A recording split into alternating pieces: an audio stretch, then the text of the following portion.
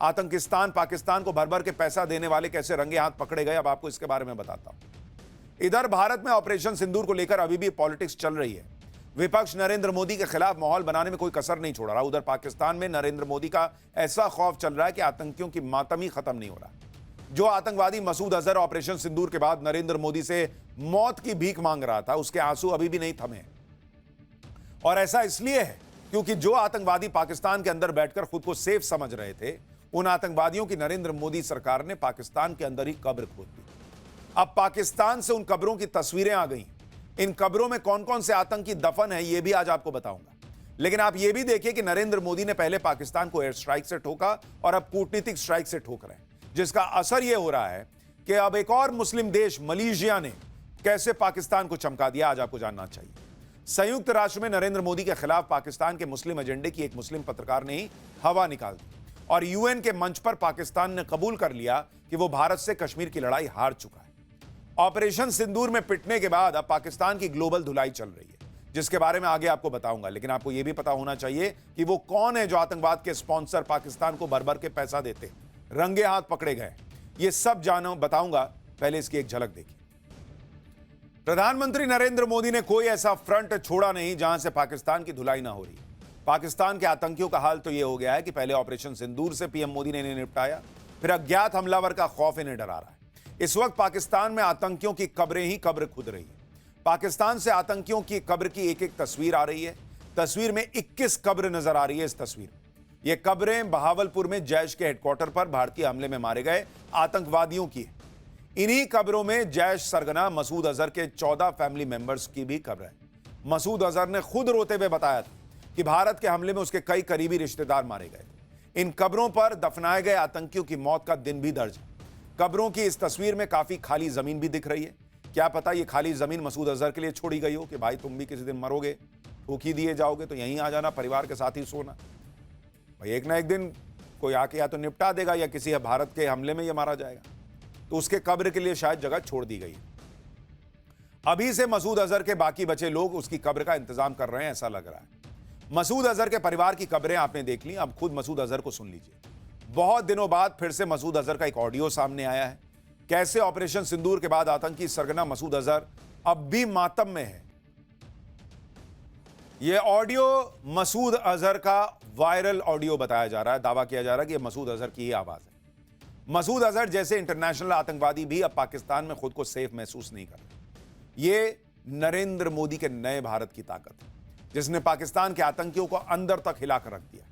पाकिस्तान की एक मुसीबत यह भी है कि इन आतंकियों को जिस धर्म के नाम पर तैयार करता है, वो उस धर्म का कोई भी देश आज की डेट में उसके साथ खड़ा नहीं। इस्लामिक देशों में पाकिस्तान की सारी कूटनीति नरेंद्र मोदी ने फेल कर दी। पाकिस्तान ने मलेशिया में भारतीय सांसदों के डेलीगेशन के कार्यक्रम रोकने की कोशिश की। पाकिस्तान की दूतावास ने मलेशिया को कश्मीर मसले के संयुक्त राष्ट्र में होने का हवाला दिया था।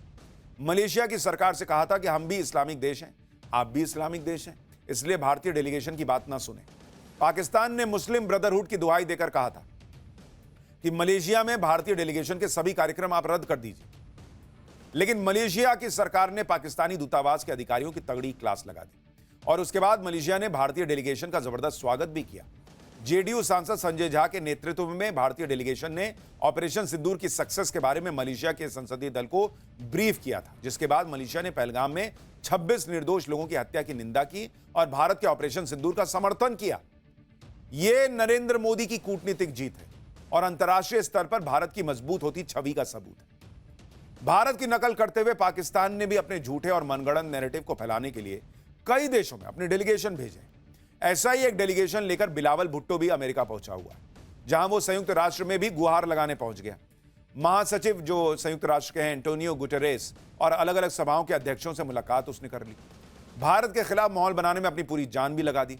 लेकिन संयुक्त राष्ट्र ने भी पाकिस्तान को ठेंगा दिखा दिया। कश्मीर, आतंकवाद, सिंधु जल संधि, किसी भी मुद्दे पर पाकिस्तान को संयुक्त राष्ट्र से कोई आश्वासन तक नहीं मिला। पाकिस्तान ने आखिरकार कबूल कर लिया है कि नरेंद्र मोदी की कूटनीति ने पाकिस्तान की कश्मीर वाली हसरत पर ग्रहण लगा दिया है। संयुक्त राष्ट्र हेडक्वार्टर में बिलावल भुट्टो ने कश्मीर पर एक बड़ा कबूलनामा किया। बिलावल भुट्टो ने कहा कि कश्मीर को लेकर पाकिस्तान के सारे अंतर्राष्ट्रीय प्रयास विफल हो रहे हैं। संयुक्त राष्ट्र और अन्य वैश्विक मंचों पर पाकिस्तान को कश्मीर के मामले में अब भी गंभीर बाधाओं का सामना करना पड़ रहा है।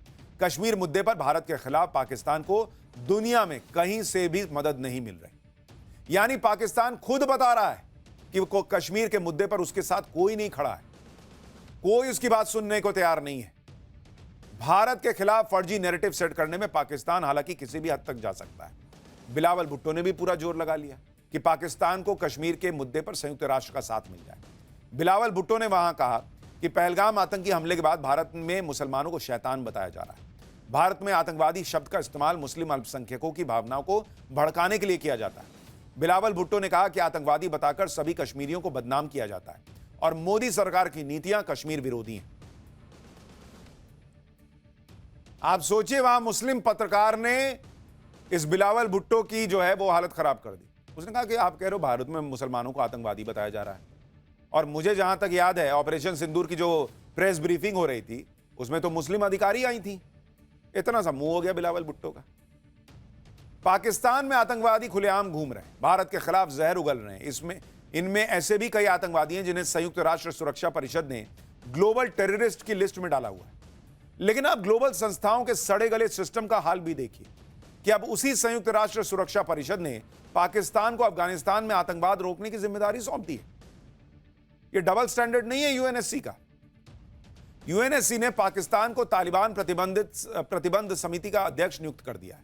यह समिति तालिबानी आतंकी संगठनों और आतंकवादियों को ब्लैकलिस्ट करने, उनकी आर्थिक संपत्ति फ्रीज करने पर प्रतिबंध लगाने जैसे फैसले लेती है। अब इस समिति का अध्यक्ष बनकर पाकिस्तान तालिबान की आतंकवादी गतिविधियों के खिलाफ सिफारिशें देगा। आप बताइए, आप मतलब ये कहा जा रहा है कि चोर से कहा जा रहा है कि तुम मोहल्ले में जो है कौन कौन चोर है इसको ढूंढ के निकालो। अरे वो तो खुद चोर है भाई।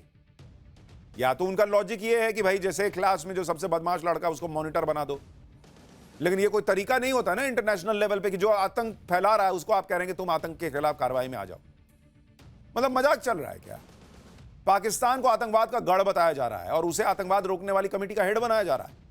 टेरर फंडिंग बंद करने के लिए पाकिस्तान पर दबाव भी बनाया जा रहा है और उसे जमकर पैसा भी दिया जा रहा है। अब एशियन डेवलपमेंट बैंक यानी एडीबी ने पाकिस्तान को 6,900 करोड़ रुपए के बेल आउट पैकेज को मंजूरी दे दी है।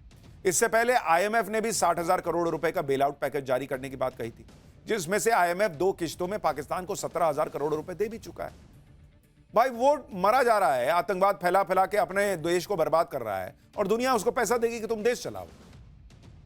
और ये भारत लगातार दुनिया को बता रहा है कि इसको किसको पैसा दे रहे हो यार तुम लोग, ये लायक नहीं है उसके, ये आतंकवाद में खर्चा करेगा। पूरी दुनिया जानती है कि इन पैसों का इस्तेमाल पाकिस्तान अपने देश के विकास के बजाय आतंकवाद के लिए करता है। अफगानिस्तान के अपदस्थ उपराष्ट्रपति अमरुल्लाह साले ने भी सवाल उठा दिया कि ऐसा क्यों है कि जब भी पाकिस्तान युद्ध के मूड में आता है विश्व बैंक, आईएमएफ और एशियन डेवलपमेंट बैंक ऋण और अनुदान पर प्रतिबंधों में ढील दे देता है। दुनिया को दिख रहा है भाई कि बड़े बड़े संस्थान क्या कर रहे हैं, और ये लोग इस तरह से आतंकवाद को पालते हैं। किसी दिन 9/11 होता है ना, तो वो ये नहीं देखता कि अंदर आईएमएफ का अधिकारी बैठा हुआ है या वर्ल्ड बैंक का, सब फट जाते हैं। पाकिस्तान पूरी दुनिया में आतंकवाद पर सफाई दे रहा है, कह रहा है कि पहलगाम टेरर अटैक में किसी पाकिस्तानी की भूमिका ही नहीं है। लेकिन उसके झूठ की पोल तो खुद पहलगाम अटैक का मास्टरमाइंड सैफुल्लाह कसूरी खोल रहा है, जिसका एक और वीडियो सामने आ गया है जो पहलगाम अटैक से ठीक पहले का है, जिसमें सैफुल्लाह कह रहा था कि कश्मीर में बहुत जल्द कुछ बड़ा होने वाला है। सुनिए आप उसको। यही सब तमाशा ये लोग करते रहते हैं, लेकिन इनका हर तमाशा धीरे धीरे खत्म होगा। और इसलिए